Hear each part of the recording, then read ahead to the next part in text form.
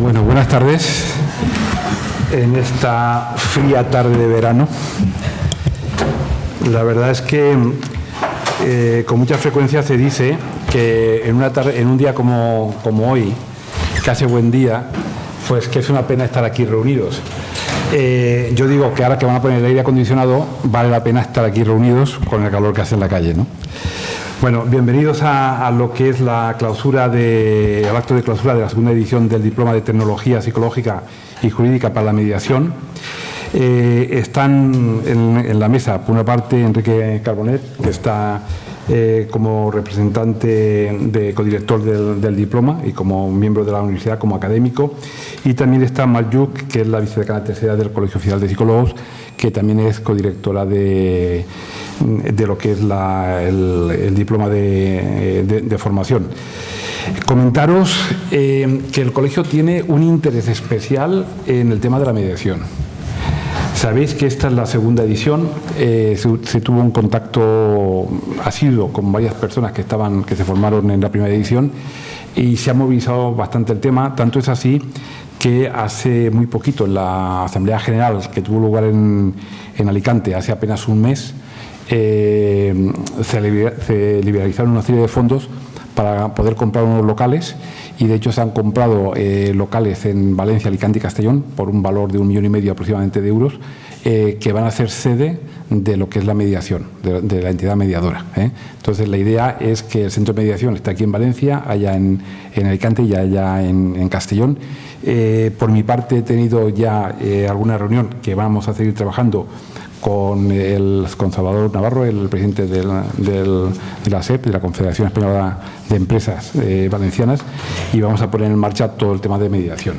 Ahora bien, no va a hacer suficiente el esfuerzo que haga el colegio, sino que va a ser muy importante el esfuerzo personal vuestro de tener una formación continua y de trabajar sistemáticamente, ¿vale? Yo creo que en el ámbito de la mediación los psicólogos vamos a salir o estamos saliendo de un modo muy, como diría yo, desde un punto de ventaja por delante, porque la consideración de los psicólogos de que somos capaces de negociar, de cerrar y de ayudar a ambas partes a la vez, yo creo que es muy socialmente está muy reconocida, pero ahora lo vamos a tener que demostrar, y no me cabe la menor duda de que lo podemos hacer y bastante bien.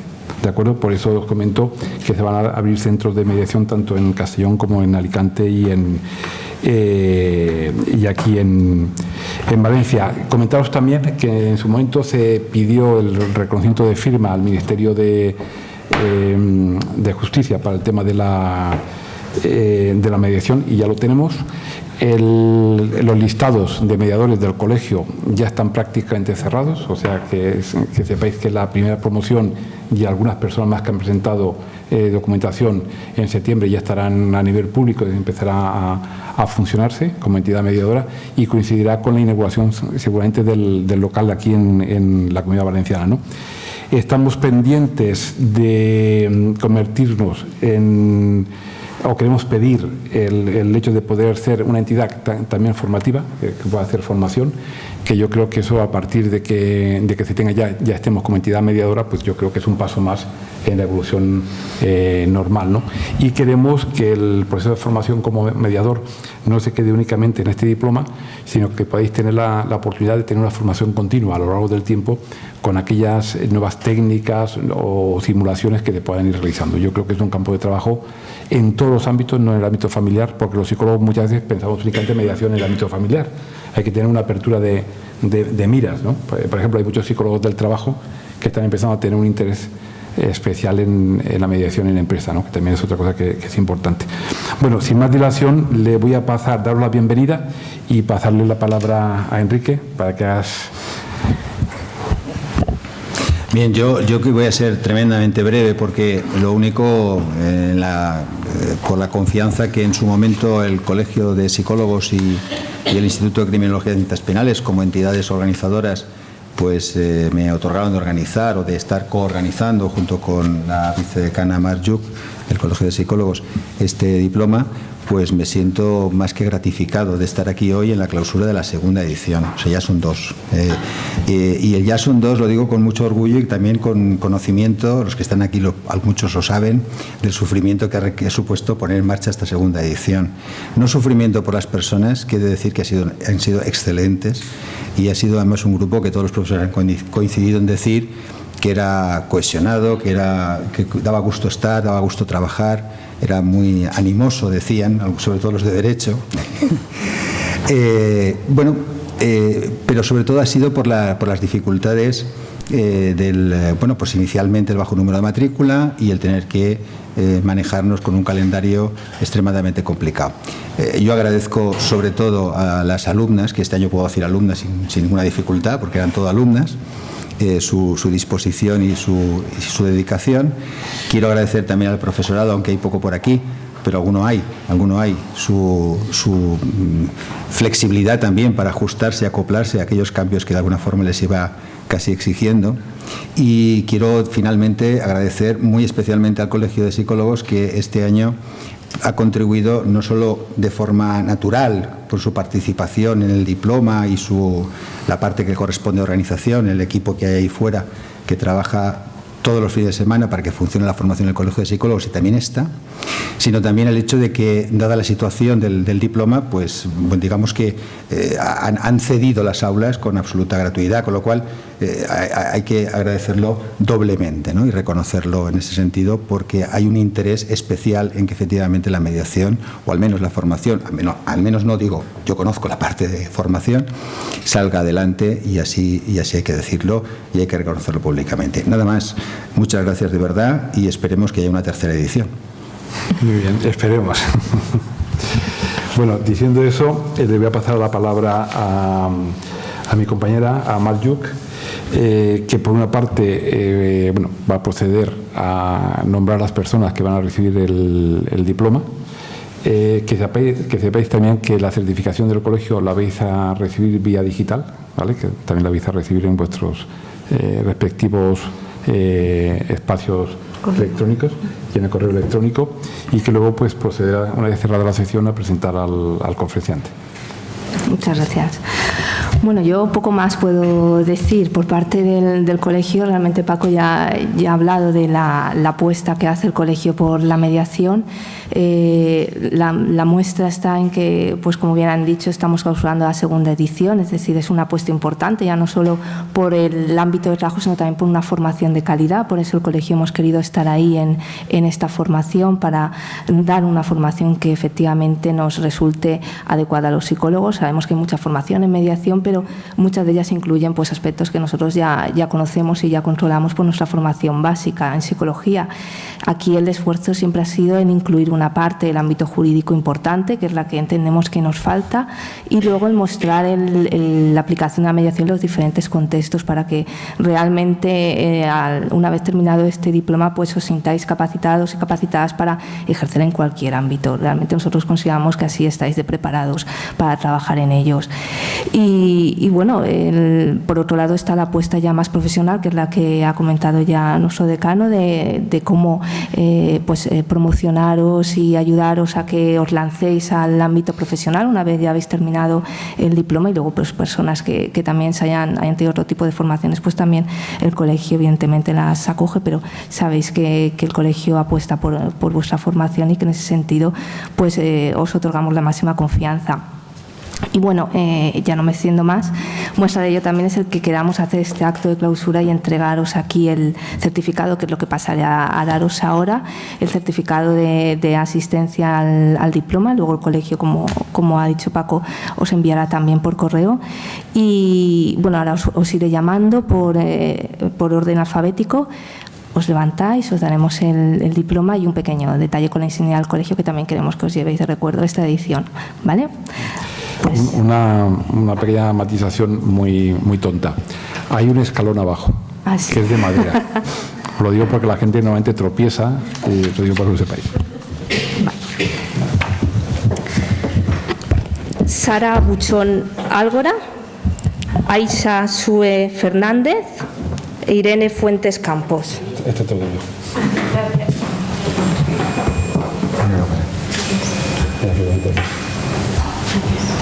Ahí se está viniendo. Sí. Control del curso. Este es el de Aisha. Este es Irene. Celia García Poggio Martínez, Alicia Esther López de Fez, Paloma Medina Berlanga. Estamos despistados.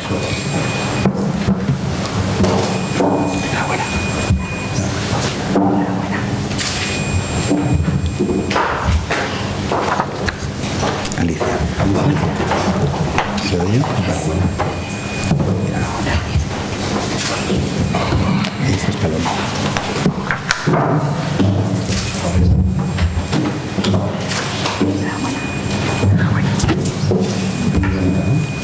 María Dolores Peiro Carrasco, Aurora María Rodríguez Villar, Irene Tornero Pardo. Ahora sí. Irene sí. Irene sí.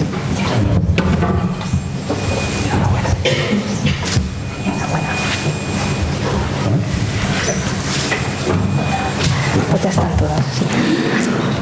Bueno, Ahí existe esta edición, que es que ella siempre está viniendo. han excusado 3 personas más. Comentaros para cerrar el acto y dar paso al conferenciante que la insignia que lleváis, que es preciosa, por cierto, después la podéis enseñar, el colegio de la comunidad es el único colegio que tiene unas insignias específicas por área de especialización. O sea, los psicólogos clínicos llevan una insignia única específica, recursos humanos otros, etcétera, etcétera, etcétera. ¿Vale?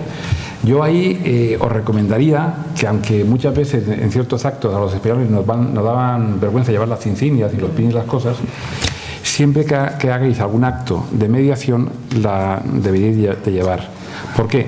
Porque es la manera de crear un marchamo o una imagen del colectivo, porque ningún otro mediador la va a llevar. Entonces, si trabajáis bien y os identificáis realmente como psicólogos especializados o especialistas de mediación, eso con el paso del tiempo todo el colectivo gana. Yo creo que eso es importante. Bueno, gracias por estar aquí. Yo me tengo que retirar, pero ¿te ha ido tu nombre? Mar, o para hacer la presentación del ponente. Muchas gracias. Gracias, Paco. ¿Me quedas aquí o...? Yo me tengo que retirar. ¿Quieres que hablemos? Sí. Yo me salgo del correo un momentito.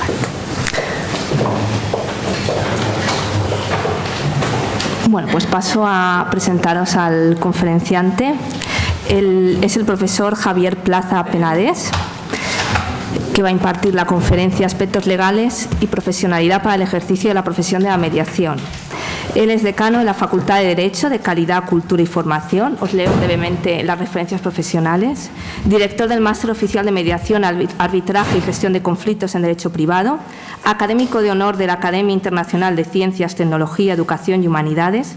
Coordinador del microclúster Estudios de Derecho y Empresas sobre Tecnologías de la Información y de la Comunicación. Y miembro del microclúster Derecho Sanitario, Genética y Protección Social, ambos dentro del Valencia Campus, Valencia International Campus of Excellence. Investidor principal en varios proyectos, director de la revista Aranzadi en Derecho y Nuevas Tecnologías y presidente de la revista electrónica de Derecho Civil Valenciano, además de colaborar en otras muchas publicaciones. Es autor también de numerosos artículos científicos y monográficos, capítulos de libros, comentarios y tratados. Como veis, es una persona que tiene un extenso currículum. De aquí os hemos querido referir lo más significativo y ajustado al contexto en el que estamos. Y bueno, no me extiendo más, paso la palabra a Javier, que espero que nos ilustre con la conferencia y nos ayude mucho a tener un poquito la visión más clara para ejercer dentro del ámbito de la mediación. Adelante, Javier. Pues nada, buenas tardes, muchas gracias. Para mí es un placer estar y compartir esta tarde de culminación de un diploma de formación en materia de mediación y, por tanto, bienvenidas al club, o bienvenidos y bienvenidas al club de la mediación, y compartir conocimiento con vosotros. Fijaros que como profesor de Derecho Civil lo primero que os tengo que decir es que el origen de la universidad se debe precisamente a la recepción del Derecho Civil. y que lo que primero se dio cuenta las personas que querían saber de derecho es que necesitaban saber no solo las normas, sino que debían de completar su formación con el conjunto de competencias y habilidades que deben de englobar todo el saber, y entre ellos pues se encuentra la oratoria, la retórica, la teoría de la argumentación, y eso es lo que fundamentó la universidad. Y curiosamente, como director del máster de mediación, arbitraje y gestión de conflictos en derecho privado, especialmente en el ámbito de la mediación, lo que me he dado cuenta en este primer curso que nosotros hemos iniciado y que vamos a culminar en breve es que derecho y psicología son dos ramas muy hermanadas, puesto que el estudiante de Derecho ha sentido una especial vocación por todo aquello que le podía aportar la psicología, de cara precisamente a ser un mejor jurista. Y también los psicólogos han sentido un poco de seducción por las normas y por ordenar un poco el contexto de la actividad que querían desarrollar. Y de hecho, pues los estudiantes de Derecho, algunos de ellos están haciendo trabajos más bien de psicología, y los estudiantes de psicología están haciendo trabajos de Derecho, lo cual digo que va a redundar en la mejora de su formación, cada uno en lo suyo, cada uno en aquello en lo que se ha formado. Como lección de clausura, entiendo yo que tengo un contexto difícil y por eso no he querido traer mi presentación de PowerPoint y simplemente limitarme al tiempo, que será una media hora, 40 minutos, y aquello que nos dé el tiempo, puesto que no procede ahora a explicar qué es la mediación y para qué sirve, sino más bien dónde estamos y hacia dónde vamos.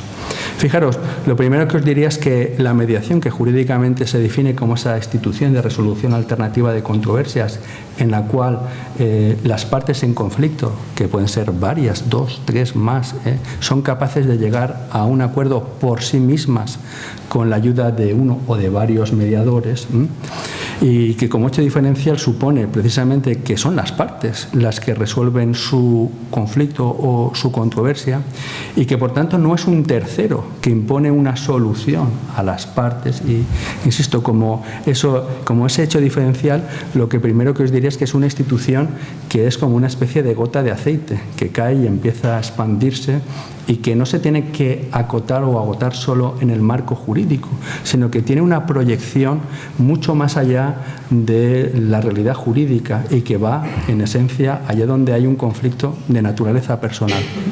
Por tanto, lo primero que os diría es que existe una principal inclinación, al menos por el jurista, a ubicar la mediación en el ámbito del conflicto judicial. Y yo os diría no. Si algo nos ha enseñado la institución de la mediación es que puede aprovecharse en todos los ámbitos. Por ejemplo, y nosotros tenemos que hacer especial hincapié en ello, en el ámbito de la formación. Y tenemos que empezar, en primer lugar, a ver de qué forma, en el grado en Derecho, al menos como carencia, incorporamos asignaturas y talleres de mediación. Y de hecho yo, en todo lo que es formación complementaria, así lo hago. Materia para un curso de extensión universitaria, pues un taller de formación en materia de mediación, porque no lo tenemos insertado en el título, y sobre todo para ir haciendo esta cultura de mediación. Pero también como universidad nos estamos planteando la posibilidad de crear un centro de mediación, igual que el Colegio de Psicólogos está planteando el constituirse como centro de mediación. Y nuestra vertiente básicamente sería doble, una interna, por lo que digo que tiene una ubicación más allá de lo que es un conflicto judicial, que precisamente es la que tiene que ver con la prevención y tratamiento de los conflictos que pueden ocurrir en el seno de nuestra institución, que es la universidad, y donde básicamente tenemos 3 grupos de personas: los estudiantes propiamente dicho, el personal de administración de servicios y el profesorado.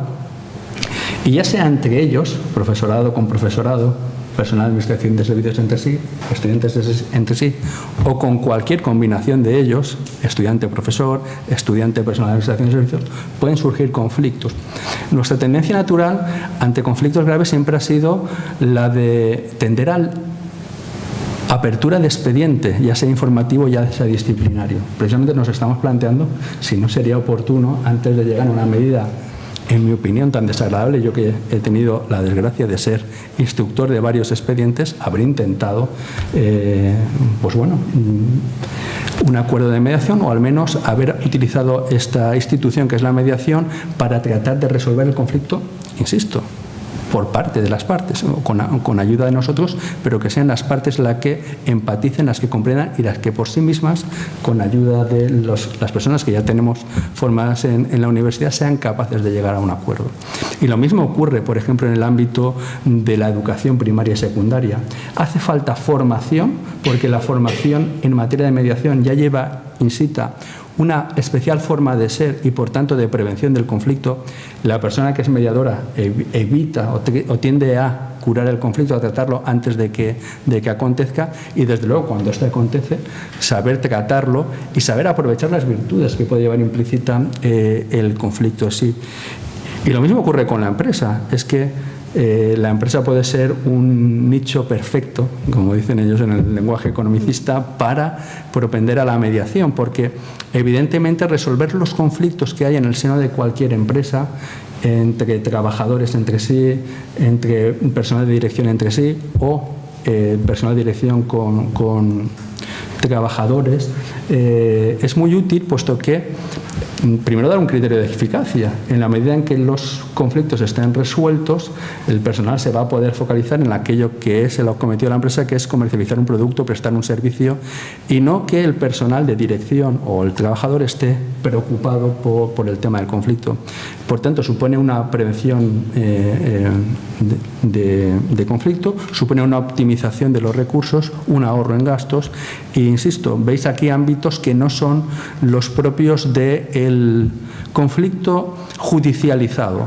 Pero no tenemos que olvidar que nuestro país, desde hace tiempo, es un país de tradición jurídica, en el sentido de que acude ante cualquier conflicto al pleito. Hay un recurso excesivo al pleito, lo cual, curiosamente, habla mal de lo que es el grado de desarrollo de una sociedad. Para saber si una sociedad es jurídicamente avanzada, hay que analizar este indicador. Curiosamente, el no utilizar o saber solucionar los conflictos antes de llegar a la vía judicial es un indicador de una sociedad madura, de una sociedad que sabe resolver por sí misma los conflictos. El acudir excesivamente al litigio es indicador de todo lo contrario. Y la mediación, que en la década de los 90 y a principio de los 2000 era la gran enemiga del Poder Judicial, y por tanto desde el Poder Judicial se veía la institución de mediación, y también otras similares como el arbitraje, como instituciones paralelas que podían restar protagonismo al juez y a los tribunales, ahora son vistas como una necesidad. Ha sido la crisis económica la que ha elevado el nivel de conflictividad, el nivel de litigiosidad, y, curiosamente, el que ha provocado que haya menos recursos para atender la justicia. Y en la medida en que los juzgados están desbordados, se están planteando la conveniencia de buscar fórmulas alternativas, aunque sea por este egoísta interés, de conseguir que la instancia judicial sea la última y que haya otras soluciones alternativas que además permitan alcanzar el ideal de justicia.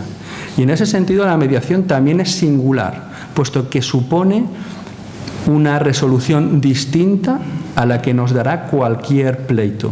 Porque es verdad que, fijaros, ante cualquier planteamiento judicial en un conflicto entre partes, entre dos partes, la tendencia del juez será o a estimar la pretensión en favor de una en su integridad, desestimando la otra, el popular he ganado o he perdido el pleito, o tratar de buscar una solución de componenda que normalmente tiene como común denominador que deja insatisfechas a ambas partes. Y de hecho muchas veces ocurre que la sentencia de distancia se recurre por ambas partes cuando se ha tratado de hacer este tipo de componenda.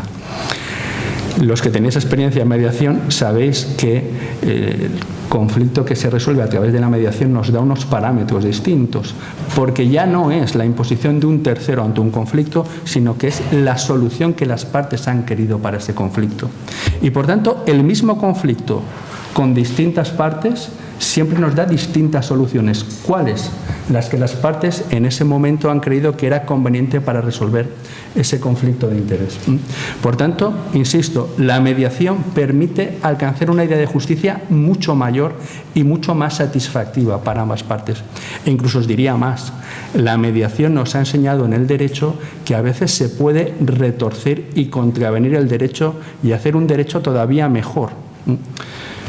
En el máster de mediación tuvimos la experiencia de la profesora Leticia García, que nos contó el caso. A mí personalmente me llamó poderosamente la atención y lo he incorporado a mi acervo cultural en materia de mediación, de el caso por el que una vez le llamaron a un programa de televisión, y es que era un programa de televisión que se dedicaba a buscar personas perdidas, el famoso ¿Quién sabe dónde?, de Paco Lobatón.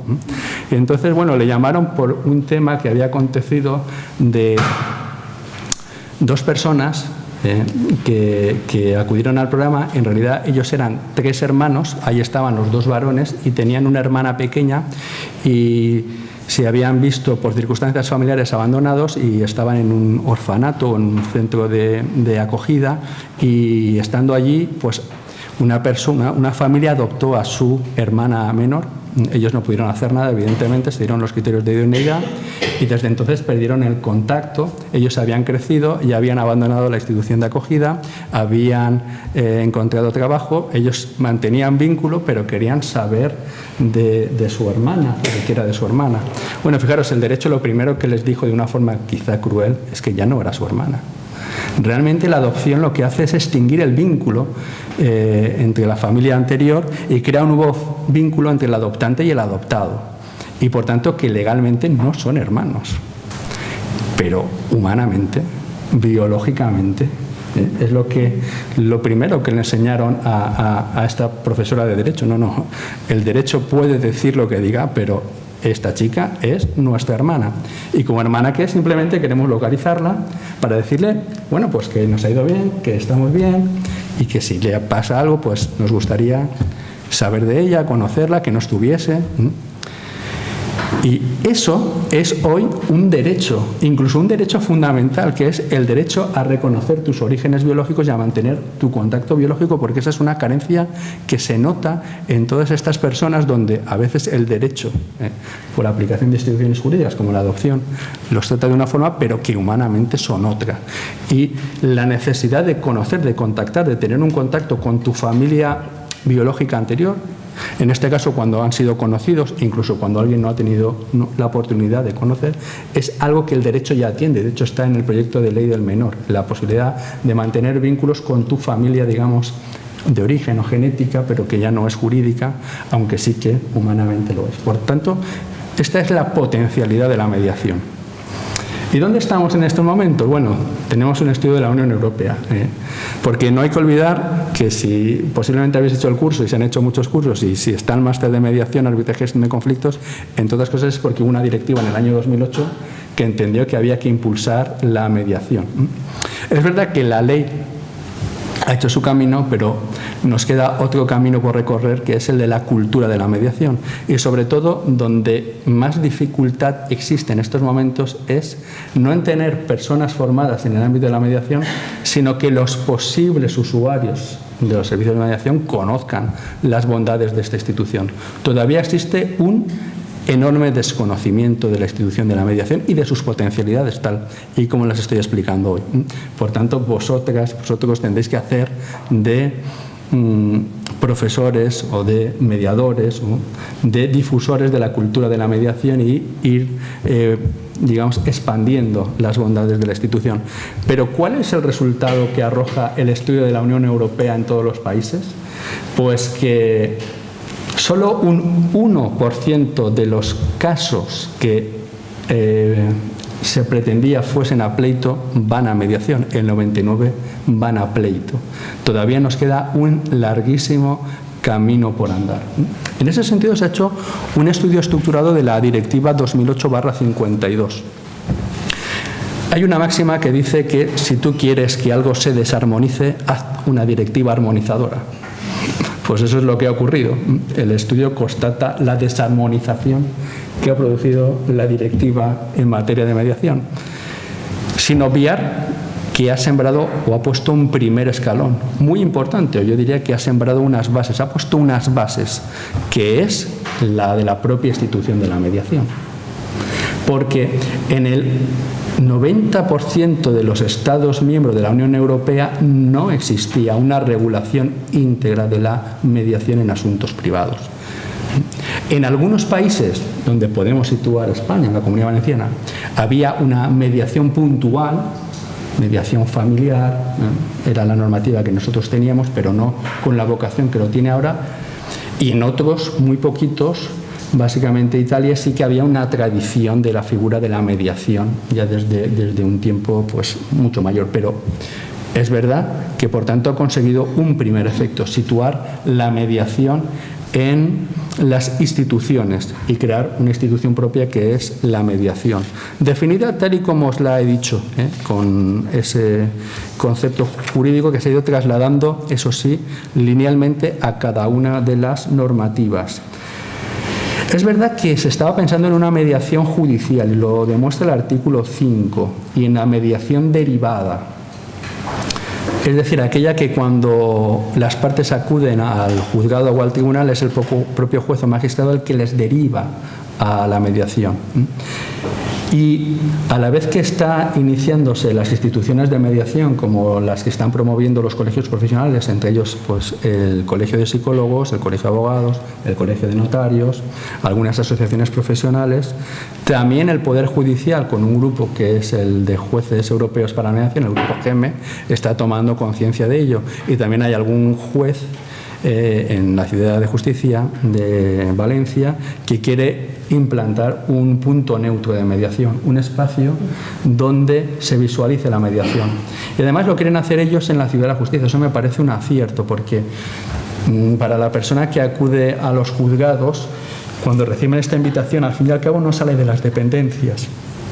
Lo que pasa es que sí que pasa a otra institución, y en esa institución pues podrá encontrar a lo mejor una solución que seguramente será más satisfactiva para sus propios intereses, y desde luego que si llega a un acuerdo, pues imaginaros el tiempo y el dinero que se va a ahorrar las partes que realmente alcancen este acuerdo. Por tanto, estamos promoviendo la mediación. Pero lo que se ha observado es que únicamente en aquellos países donde se ha impuesto como obligatoria el hecho de intentar la mediación, simplemente con una sanción de traer al menos el acuerdo de haberlo intentado, o sea, de intentarlo en serio, no una mera invitación a conocer, porque entonces eso tampoco ha tenido unos resultados satisfactivos, pero aquellos países que han apostado por una mediación, digamos, invitada, obligatoria, al menos con una primera sesión de informarse de qué es la institución y de ver si quieren someter su controversia a mediación, pues se han producido resultados realmente espectaculares. O sea, que si ahora empezamos a diseccionar ese 1%, vemos que Italia, como país que ha introducido la mediación con carácter obligatorio en ese ámbito, ha tenido un número de mediaciones muy elevados. Evidentemente, en la medida en que esa mediación judicial derivada tiene éxito, las otras mediaciones también se fortalecen y la cultura de la mediación también se fortalece. Por eso estamos en los albores de una segunda directiva de mediación, una segunda directiva que va a recoger estas experiencias, y ha visto que el 90% de los países, entre los que está España, ha recogido la institución de mediación como una institución de carácter voluntario, donde las partes, si lo desean, podrán acudir. Y que además hay experiencias intermedias. Hay algunos países que han entendido que para algunas concretas materias, por ejemplo en materia de familia o de consumo, sí que es obligatorio intentar la mediación, e incluso el Reino Unido tiene un sistema peculiar, que es que determinados pleitos o litigios por debajo de determinada cantidad, previamente hay que intentar la mediación. O sea, están dando fórmulas mixtas, bien por razón de la materia o bien por razón de la cuantía. Y esas fórmulas yo creo que a lo mejor o aparecen en la directiva o se van a ir incorporando en la mayoría de los países, y de hecho ya hay un debate abierto. Lo que pasa es que España está en un momento de cambio de legislatura y esto ayuda poquito realmente a consolidar las instituciones, pero ya hay un debate abierto de si realmente hay que tomar como modelo aquellos países donde la mediación está funcionando y donde además tiene un efecto de espiral. En la medida en que se ha ido invitando a la mediación y en la medida en que la gente ha visto la utilidad de la institución, el número de mediaciones ha ido creciendo de forma exponencial. Y posiblemente además las mediaciones que no se pueden cuantificar estadísticamente porque acontecen fuera del ámbito de los juzgados, también han ido creciendo. Es verdad que la directiva, como directiva, invitaba a los estados a que estableciesen cánones de calidad para que el servicio de mediación pues, fuese prestado con las debidas garantías. Pero en esos cánones de calidad regulados en el artículo 4, básicamente se apuntaba a normas de soft law, de códigos de conducta que podían tomarse como referente desde un punto de vista deontológico, y al hecho de que las personas que quieren ejercer la profesión de mediación tendrían que tener una formación. Dice el artículo 4.2, inicial y continuada, porque esto también va a ser una de las novedades que gradualmente se van a ir imponiendo no solo para la mediación, sino para cualquier ámbito de la formación.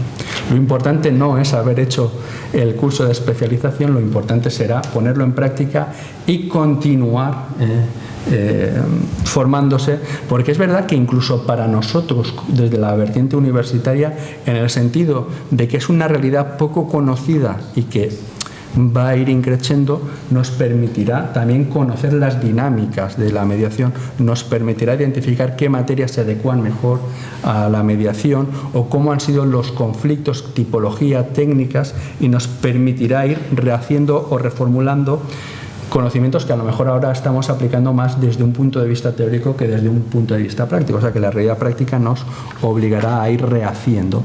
Y no decía nada más respecto de si debía de inscribirse en algún registro o similar. Pero es verdad que cada país, y ahí os invito a que veáis el estudio, ha adoptado criterios dispares.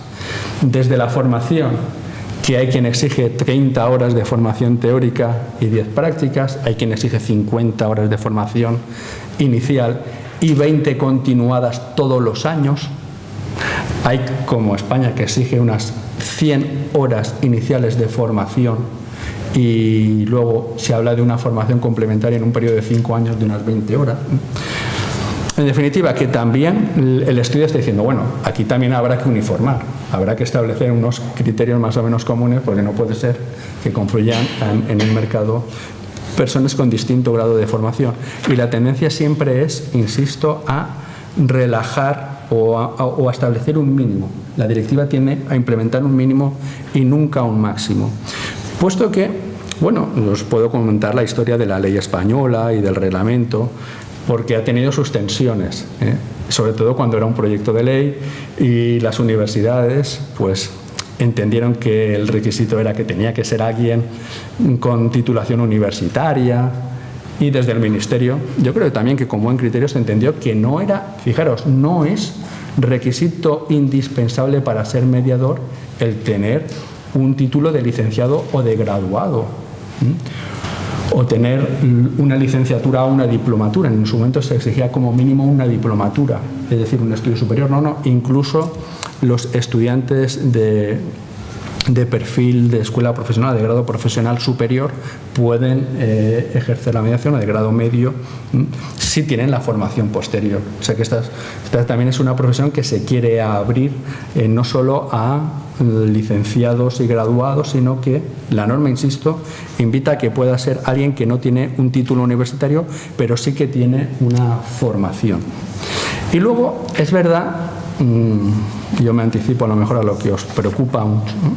Bueno, porque es natural, ¿no? Tenéis un título que dice que sois expertas en mediación y quiere decir, bueno, pues con este título, que no sé ni cuántas horas tiene, ni me importa, ¿puedo ejercer la mediación?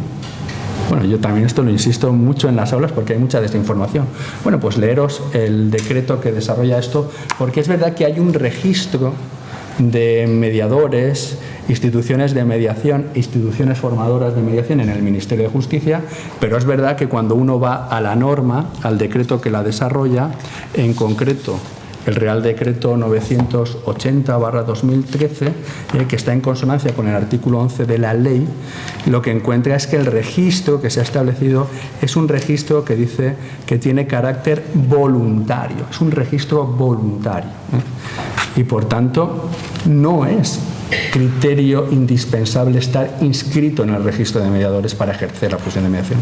Solo si alguien quiere ser mediador concursal, pero entonces lo tendrá que complementar con el artículo 23 y tendrá que reunir también los requisitos que exige la legislación concursal, porque el mediador concursal luego puede ser nombrado, y tiene querencia serlo, administrador concursal. Por tanto, solo en estos momentos en España, en el ámbito de la llamada mediación concursal, sería exigible el requisito de estar inscrito debidamente en el registro de mediadores del Ministerio de Justicia. Cuestión distinta es que cada institución de mediación quiera establecer unos criterios propios para asegurar la calidad de sus mediadores, lo cual es perfectamente legítimo. Y puede desde decir que única y exclusivamente se admitirá como mediadores aquellos que hayan realizado el curso de 50, de 20, de 100, de 300 horas de la institución, donde únicamente los títulos oficiales, como el del máster oficial en mediación, arbitraje y gestión de conflicto, tendrán cabida por el carácter oficial, algo que realmente, bueno, también habrá que ir explicando, porque esta división entre títulos oficiales y títulos propios todavía no es conocida, pero bueno, será así. Me refiero a que cada institución puede normar sus propios requisitos para elegir a los mediadores, y un objetivo puede ser, bueno, pues esté debidamente inscrito en el registro de mediadores. Igual que, por ejemplo, el punto neutro judicial que quiere implementar en la Ciudad de Justicia está barajando la posibilidad de exigir que la institución que acuda allí esté registrada en el registro de mediadores. ¿Por qué es obligatorio? No. Pero porque es un requisito que yo exijo, porque sé que esa será una institución que ha pasado un filtro, que tiene cubierta su responsabilidad civil, y en definitiva, bueno, pues porque también como institución que da cobertura a otras instituciones quiere tener unas garantías. Pero insisto, nos encontraremos en eso, y os encontraréis con que allá donde vayáis, cada institución de mediación, los colegios profesionales, abogados, notarios, ahora el Colegio de Psicólogos y otras asociaciones profesionales, por ejemplo, asesores fiscales, también el Colegio de Graduados Sociales, que quiere implementar su centro, pone unos requisitos que puede ser únicamente mis estudiantes o preferentemente mis estudiantes, o incluso, bueno, hay normas todavía como la de la mediación intercultural de la Comunidad Valenciana, que dice que para ser mediador intercultural hay que hacer una formación específica en mediación intercultural de 300 horas y estar inscrito en el registro de mediadores intercultural de la Generalitat Valenciana. Bueno, me refiero a que os podéis encontrar en vuestra realidad práctica con distintas situaciones. Pero lo que podéis ser ya es mediadores individuales, con un único requisito, el que pide el artículo 11, que es que tengáis cubierta vuestra responsabilidad civil a través de un seguro. Ese es precisamente el requisito que conlleva mayor causa de denegación a la hora de solicitar la inscripción en el registro de mediadores del Ministerio de Justicia. No la formación, sino que hay otro apartado que es: acredite usted que tiene un seguro de responsabilidad civil individual. En ese sentido, en la medida en que os podáis parapetar en una institución, pues tenéis esa ventaja, porque es verdad que a lo mejor alguien solo lo necesita para ejercer la mediación a través de... Pero para poderlo hacerlo de forma individual o agrupada, pues deberéis de cumplir ese requisito del seguro, porque hay unas normas de responsabilidad civil, y con esto yo casi que ya daría por terminado. ¿Cuáles son las normas de responsabilidad civil? Pues yo diría que desde el punto de vista del derecho, lo que os puedo garantizar es que todavía no hay ningún caso de responsabilidad civil del mediador. Me ocurre un poco lo mismo que con el tema de la responsabilidad civil por firma electrónica. Hay mucha teoría sobre qué ocurre si se suplanta la identidad del firmante o se consigue descifrar las claves y, por tanto, la entidad que ha propuesto del servicio de firma electrónica será responsable o no. Sí, todo eso es muy teórico, pero en la práctica nadie ha conseguido todavía manipular, utilizar indebidamente una firma electrónica es más segura que la firma autógrafa, en pocas palabras. Pues aquí ocurre lo mismo. No se conoce ningún caso de responsabilidad civil del mediador, pero la normativa española sí que tiene un precepto que dedica a establecer la posible responsabilidad civil del mediador. Fijaros, la directiva comunitaria no dice nada. Es una de las peculiaridades de nuestra normativa española. Y lo que ha establecido, básicamente, si vais al artículo 14 de la Ley 5/2012 de 6 de julio, es que, una vez formalizado el acuerdo de mediación, el mediador asume el encargo leal de continuar con la actividad, que sabéis que es voluntaria, tanto para las partes como para el mediador, con el fin de conseguir un acuerdo, sin obligación de alcanzar el resultado del acuerdo. Con lo cual es, desde el punto de vista civil, un simple contrato o prestación de servicios de mera actividad que no comprometa el resultado y que posiblemente por esa mera actividad nunca va a llevar aparejada responsabilidad, especialmente si lo hacéis, como lo vais a hacer, de forma profesional y vocacional. Y además las partes eso lo perciben. La profesionalidad, la vocación y la dedicación siempre son percibidas por las partes como un hecho inhibidor de cualquier acto de demanda de responsabilidad. Evidentemente, si hay un abandono, si hay una dejación, si alcanzado el acuerdo no se documenta debidamente, etcétera, etcétera, entonces, claro, pueden hacer esa responsabilidad. Y la principal fuente de responsabilidad que pueden hacer para un mediador es el quebranto, la ruptura del principio de confidencialidad. Este es uno de los principios que informa la mediación, que expresamente aparece en la directiva y que también recoge nuestra ley. La directiva comunitaria, además, lo recoge, y esto lo tenéis que tener en cuenta, con una extensión mucho mayor en su artículo 7 de lo que lo hace el derecho español en el artículo 9. Es decir, que si alguien se lee la normativa española puede pensar que tiene un deber de confidencialidad extremo, que evidentemente viene reforzado por el hecho de que cualquier psicólogo, igual que cualquier profesión jurídica, de por sí ya lleva implícita el secreto profesional, el deber deontológico de cumplir ese secreto profesional, pero que además la institución de la mediación requiere de una confidencialidad, porque pensar que si las partes muchas veces acuden a la institución de mediación, precisamente es para evitar la publicidad que da un conflicto planteado en un juzgado. El mero hecho de plantear un conflicto en un juzgado puede ser uno de los aspectos que las partes quieran mantener reservado para sí, y desde luego para poder traducir el conflicto en interés de las partes y solucionarlo es necesario. Vosotros como psicólogos ahí tenéis que llegar al origen, al meollo, al nudo gordiano de lo que es los problemas verdaderos, ¿no? El conflicto de intereses que hay verdaderamente detrás. Y eso supone, pues, llegar a ámbitos muy íntimos que es necesario conocer, pero que de la misma forma debéis de mantener en secreto. Confidencialidad que, cuidado, no solo atañe al mediador, sino a las partes que forman parte del proceso, porque a veces la confidencialidad se puede romper porque alguna de las partes quiebre ese principio. Por tanto, es muy importante en los documentos que elaboréis, sobre todo de sometimiento de cualquier controversia de la mediación, que hagáis partícipe de esa confidencialidad a las partes. Sobre todo porque os puede permitir en un momento dado derivar esa responsabilidad por rotura del principio de confidencialidad a la parte que realmente lo ha roto y no al mediador. Y digo que en la norma jurídica, fijaros, es muy restrictiva la ley española, porque básicamente solo si te lo pide el juez de lo penal o si las partes lo autorizan, algo que realmente sería extraordinario, se puede quebrantar este principio. Pero la normativa comunitaria es un poco más amplia. Dice que, bueno, que hay una excepción a este principio de confidencialidad o a este deber de confidencialidad, que es, leo literalmente la excepción, cuando así lo requiera la protección del interés superior del menor o la prevención de daños a la integridad física o psicológica de una persona, especialmente de la mujer, ¿no? Bueno, pues ahí tenéis unos parámetros que os puede decir que, bueno, a lo mejor conociendo ámbitos íntimos en materia de mediación, descubrís hechos que pueden ser constitutivos de delito. Y entonces, bueno, ¿aquí qué tengo que esperar? Como dice la norma española, que me llame el juez. ¿Y cómo me va a llamar el juez si no se lo pongo en conocimiento?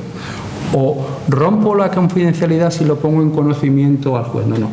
Rompo la confidencialidad si doy publicidad indebida, pero por poner en conocimiento hechos que son delictivos a la autoridad judicial no rompo ningún deber de confidencialidad, más bien cumplo con un deber prevalente, que es el de hacer justicia y de evitarme responsabilidad, que sería la de la ocultación de un delito que me haría en definitiva cómplice de ese delito, es decir, que habiendo tenido conocimiento de hechos que pueden ser constitutivos de delito, los he ocultado. Por tanto, para que podáis dormir tranquilo, yo os invito a que os leáis la directiva comunitaria y que digáis, bueno, pues yo es que aquí no he aplicado la ley española, sino la directiva comunitaria, que además es prevalente, o sea que en la jerarquía normativa prevalece en caso de conflicto lo que dice la ley de la Unión Europea, por si lo queréis llamar así, sobre la ley nacional. Y bien, más o menos esto es, grosso modo, y tampoco para no hacerlo ya muy extenso, lo que os quería contar, que estamos ante una institución que es emergente, que se ha asentado, que estamos haciendo los primeros estudios y todavía nos dicen que tenemos que seguir profundizando en la cultura de la mediación, que la deberemos de expandir a las personas que pueden utilizar estos servicios y, por tanto, también nos va a tocar hacer un poquito de comerciales. E incluso están diciendo los estudios de la Unión Europea que el Día de la Mediación, que en España es el 21 de enero de cualquier año, y en Nueva York creo que es por octubre, bueno, que tienen otros días, habría que convertirlo en la Semana de la Mediación, y que esa semana tiene que consistir en básicamente no solo hacer actos de puertas del colegio para adentro, sino que el colegio, la universidad y las instituciones tienen que ir a los medios de comunicación y conseguir llegar a los grandes destinatarios y presentar las bondades de una institución que parece que forma parte de nuestra idiosincrasia y de nuestra cultura, cuando realmente es bastante novedosa y tiene unas potencialidades enormes. Concluyo pues diciendo bienvenidas ahora sí al Club de la Mediación, bienvenidos y bienvenidas al Club de la Mediación. Es una profesión que yo creo que va a coger auge y que va a permitir crear auténticos profesionales involucrados en esto, y que además los servicios de mediación de las instituciones tendrán como hecho diferencial el poder compaginar profesionales de distintas ramas. Y acierto de la institución sabrá identificar si esto es un problema legal o un problema personal y qué tipo de profesionales requiere para la resolución del conflicto de las partes en atención a sus propios intereses. Y nada más, muchas gracias.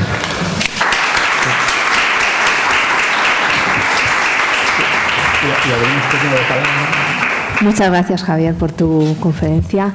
Y bueno, a partir de ahora abrimos turno de palabra para cualquier consulta que le queráis realizar. Si vais levantando la mano, adelante. Entonces, para ser mediador individual, ¿qué es necesario hacer o tener? Es decir, un seguro de responsabilidad civil, ¿valdría una sociedad o un colectivo, como si fuera el abogado ordenador, o tendría que ser un específico?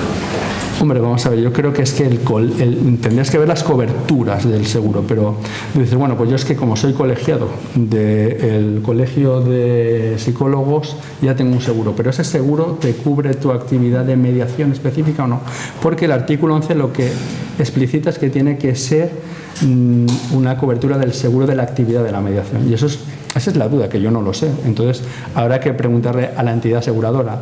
Ya sabes que ellos tienden a hacer una interpretación restrictiva e interesada, es decir, que si quieres tener cubierta esa cobertura deberás de proveerlo por otro lado, ¿no? Pero no lo sé si la cobertura porque desconozco porque son normas más bien de tipo privado, cubriría esa mediación. Por tanto, sería informarse, y si no es así, solicitarlo, es decir, bueno, pues yo quiero, incluso a lo mejor ha habido alguna experiencia, porque lo han comentado de las personas que están en el máster y que se han inscrito ya en este registro, que han hecho experiencias de sacar un seguro, digamos, entre varias personas y compartirlo, bueno, podéis buscar fórmulas asociativas para buscar esa rentabilidad. Es verdad que no son seguros excesivamente caros, es verdad que todavía no hay ningún caso de responsabilidad, o sea que yo creo que desde el punto de vista de los números actuariales que manejan las compañías de seguro y de rentabilidad, esto es muy rentable. Tener cubierto pues, el montón de seguros de mediación que hay para mediadores individuales y para instituciones de mediación que existen ahora, es por ahora ganancia, porque no ha habido ningún caso que cubrir con ello.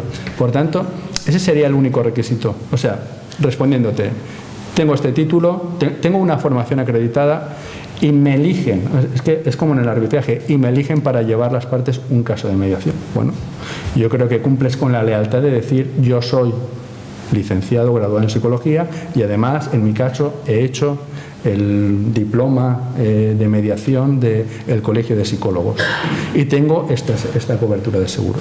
Y una vez conocido eso, pues bueno, si las partes quieren, porque hay un componente de voluntariedad, o sea, hay voluntariedad tanto en el sometimiento de la cuestión a mediación como en la elección del mediador.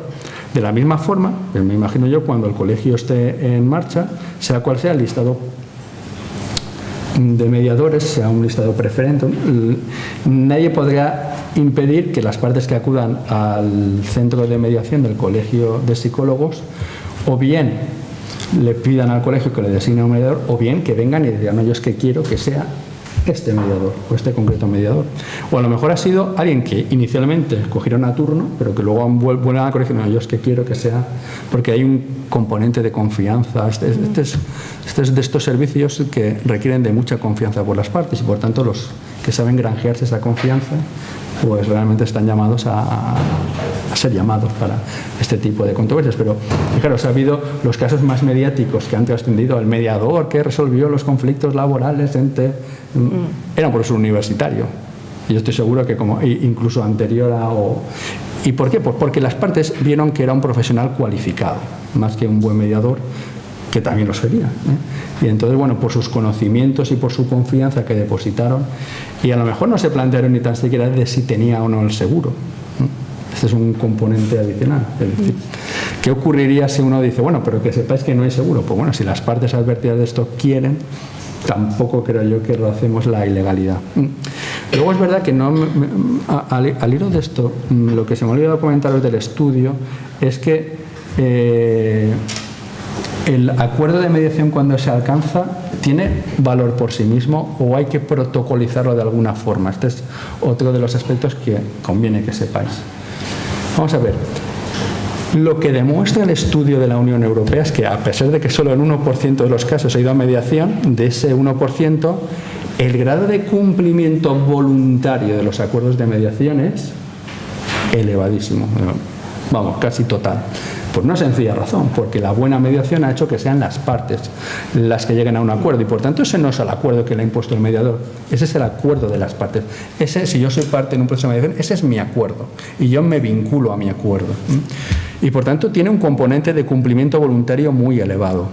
Pero es verdad que el derecho y la directiva le decía que si quiere dotarlo de seguridad jurídica tiene que hacerlo de alguna forma. Bueno, la única forma que ha establecido nuestro ordenamiento jurídico es protocolizarlo en escritura pública, que es un coste mínimo, o sea que si alguien va a la notaría a elevar el acuerdo de mediación en escritura pública, que sepa que siempre va a temblar, bueno, ¿cuánto me costará esto? No, es de los documentos que requieren, como el testamento, de un arancel mínimo. Pero bueno, que va a dar seguridad también, porque a la verdad las partes quieren esa seguridad. Yo quiero que sea título ejecutivo, y si lo quiero hacer título ejecutivo, claro, que sea título ejecutivo para no llevarlo al juzgado tampoco tiene sentido. Pero es verdad que a veces la gente quiere el título ejecutivo para estar tranquilo. Pero esta es una diferencia con el proceso judicial. Casi el 60 o el 70% de los pleitos que se ganan en un declarativo luego llevan aparejado un ejecutivo. Y esa es otra batalla.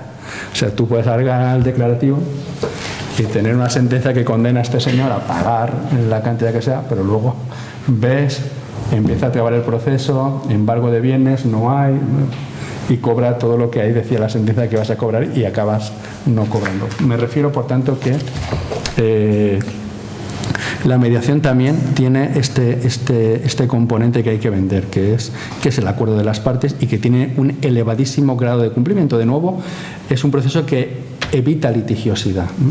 Y además es complementario de las otras técnicas de resolución alternativa de controversias. Y esto también lo tiene que saber el colegio. Es decir, que el máster nuestro, el máster es de mediación, arbitraje y gestión de conflictos, porque en definitiva está configurando una suerte de justicia privada mucho más ágil y accesible a las partes. De tal suerte que, intentada una mediación sin éxito, no necesariamente hay que ir a la vía judicial, algo que desde luego nunca hay que dejar vedado. También hay otras resoluciones alternativas de controversia, por ejemplo el arbitraje. Y a veces es un conflicto donde el componente es de psicología, se puede nombrar un experto psicólogo que resuelva según su leal saber y entender, porque el arbitraje puede ser o de derecho, entonces ese sí que tiene que ser por un jurista, pero también de equidad. Según el leal saber y entender de la persona que va a resolver esa controversia. Pues bueno, también junto a las instituciones puras de mediación, otras instituciones que están teniendo bastante importancia y que no hay que desdeñar son las de resolución alternativa de controversia integral, la institución que combina mediación, arbitraje y otros modelos de resolución. Ahí, fijaros, la Organización Mundial de la Propiedad Intelectual tiene una corte que es de mediación, arbitraje. El arbitraje ya sabéis que es eso, el sometimiento de una controversia a un árbitro que hace de juez privado, que hace un proceso muy parecido al judicial y que acaba con un laudo, y el laudo es título ejecutivo. Se puede impugnar, pero es muy difícil. Y básicamente ahí se acaba el pleito. Es muy difícil continuar con apelación. A veces, como la gente le tiene miedo al laudo arbitral, pues dice, bueno, yo pago este árbitro, pero como el laudo me sea desfavorable, le he pagado y además tengo un título ejecutivo en mi contra. Eso, fijaros, ahora se dulcifica con la resolución de la controversia a través de la opinión de un experto. Y entonces, bueno, vamos a someter la controversia a la opinión. Pero la opinión ya no nos da ese carácter ejecutivo que nos da el laudo. Pero también es verdad que, fijaros, la opinión del experto, si el experto dice que una de las partes tiene razón o tiene razón en este 80% y la otra en este 20%, oye, lo ha dicho el experto. Y entonces eso favorece luego un acuerdo de mediación, porque también nos hemos encontrado muchas veces que los laudos arbitrales se han acabado ejecutando mediante acuerdos de mediación o derivaciones de mediación. Me refiero que de la mediación se puede ir al arbitraje, como del arbitraje a veces se va a la mediación. O sea que hay una combinación de elementos, y también es importante que junto a este pórtico de entrada, la resolución alternativa de controversias, que es la mediación, que no perdamos también de vista otras instituciones que también pueden ser un servicio que pueden ofertar profesionales cualificados y que pueden complementar, hacer más interesante, hacer más completo el espectro de servicio público que el colegio quiere ofrecer a la sociedad, y que está este arbitraje, está esta opinión a un experto, y en definitiva está también, fijaros, las técnicas de negociación o utilización de un experto en negociación. O sea que yo creo que también puede ser un servicio que se preste. Tenemos una negociación muy complicada y queremos asesoramiento en materia de negociación, porque aquí y que queremos conocer estrategias de negociación, etcétera, etcétera, que en definitiva muchas han ido implícitas posiblemente en vuestra formación. Pues bueno, son servicios adicionales que van tendentes a la resolución amistosa de controversias y que suponen un todo. Es decir, que la mediación para mí es una institución importante dentro de mi máster, pero cuidado, para nuestro máster también el arbitraje y otros medios alternativos deben de estar en la óptica del complemento a la idea de justicia. Fijaros, hacemos una suerte, si lo queréis, de justicia privada como alternativa a la justicia de poder judicial y del servicio público que encontréis en los juzgados, que es distinta, posiblemente mucho más ágil, más económica y sobre todo más satisfactiva para el interés de las partes. Por complementar un poco la consulta de antes, sí que imagino que ya lo sabréis, pero matizar respecto al tema del seguro, que sí que el Colegio de Psicólogos tiene conveniado con una compañía de seguros, que es la que pues puntualmente os vamos informando, y sí que desde hace ya un tiempo se amplió la cláusula de mediación, de manera que todos los que tenéis ese seguro tenéis cubierta la responsabilidad respecto a mediación. Pues enhorabuena, ¿verdad? En el Colegio de Abogados creo que va aparte, ¿sí? o lo hacen aparte, o hay que hacer una cobertura aparte. Hay que hacer el curso aparte y la cobertura aparte, con lo cual, vamos, 2 puntos para el colegio, como diría, ¿no? Muy bien por el colegio. el seguro por un lado, Sí. la formación que diga el decreto ese. Si quieres, son 100 horas, de las cuales creo que eran el 35% prácticas, pero bueno, con esa titulación, para estar inscrito en el registro como mediador. Pero te tienes que inscribir en un registro porque me parece entenderte que era voluntario. Exacto, pero siempre teniendo en cuenta que es carácter voluntario. Vamos a ver, vuelvo a repetirlo. ¿Es obligatorio y por tanto incumple una normativa si dos partes me someten a una controversia a mediación y yo acepto sin estar inscrito en el registro? ¿Es ilegal? ¿Cometo algún delito de intrusismo? No, es perfectamente legal, porque lo valida el propio acuerdo de las partes, siempre que esté bien informado. La ilegalidad vendría si el mediador mintiese sobre su condición de mediador inscrito cuando no lo está, pero no es un requisito sine qua non para practicar la mediación el ser un mediador inscrito. Pero entonces eres mediador si tú consideras que cumples las horas que dice el decreto, sin estar metido en ningún registro. Te digo. Yo me puedo anunciar como mediador si considero que cumplo esas horas sin que nadie me acredite, por así decirlo. Como mediador individual, sí. E incluso con menos horas de las que exige el registro para inscribirte, sí. ¿Y sería ajustado al derecho comunitario? Sí. Tú puedes decir, bueno, pues mira, conforme a la directiva. Sí. Ahora bien, cuestión distinta, insisto, es que a veces vas a determinadas instituciones y dicen, no, usted tiene que ser un mediador inscrito en el registro. O a lo mejor vas al punto neutro de la Ciudad de Justicia y dice, no, usted tiene que ser una institución inscrita en el registro. Pero por tanto, es porque ese requisito me lo exige una institución, pero no porque venga dado por la ley. Por tanto, para la mediación individual no es obligatorio estar inscrito y no se comete ninguna ilegalidad si no se está inscrito, es voluntario. Solo si tienes un caso de mediación concursal que te tiene que designar un registrador mercantil y te designa como mediador concursal, que no te va a poder designar porque ellos van al listado de los mediadores que están inscritos en el registro, o sea que no acontecería tal caso, sería una ilegalidad. Pero bueno, si indujese ese error diciéndole a un registrador mercantil que eres mediador mercantil inscrito y no lo eres, es cuando podría ser así. Pero incluso creo que ahí no es que designa el registrador de forma digital, sino que va por turno la designación del mediador concursal, y todavía no hay tampoco mucha mediación concursal. Por tanto, fuera del ámbito de la mediación concursal, la inscripción es voluntaria. Ahora bien, puede ocurrir que me exijan requisitos adicionales como estar inscrito en el registro de mediadores del Ministerio de Justicia o como haber hecho un curso específico de 200, de 300, de 500 horas. Bueno, pues hay instituciones que lo piden, hay instituciones que piden 300 horas. Y luego legalmente solo esta mediación intercultural que tiene esta normativa valenciana que yo me plantearía si es contraria a la normativa comunitaria. Esta ley valenciana es anterior a la directiva comunitaria. Entonces, claro, no pudo tener en cuenta el tenor actual de una norma posterior y prevalente. Entonces, pero bueno, para vuestro caso, pues ya mañana mismo podéis abrir el despacho de mediación y hacer mediación individual. Es verdad que la institucional siempre tiene, pues eso, la visualización, la infraestructura, el edificio. También para la persona que acude a la institución, pues la seriedad que da un colegio profesional. Pero bueno, insisto, no solo pensar en el conflicto judicial, pensar en las posibilidades que tenéis en el ámbito educativo, en el ámbito empresarial y en todo el tejido social. Bueno, pues se anunciaba el otro día esa mediación intercultural en algunos barrios. Sí. ¿Alguna pregunta más?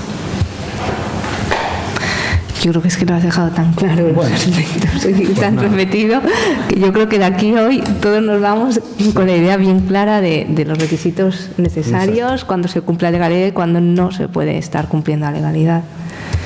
Pues bueno, si no hay más preguntas, agradeceros vuestra participación, agradeceros vuestra asistencia, agradecerle al conferenciante la participación hoy y el poder haber aclarado y haber sido tan explícito en todos estos aspectos que de verdad luego pues angustian y que necesitamos saber para podernos poner a trabajar. Entonces, muchas gracias y se da por clausurado este acto de clausura. Muy bien.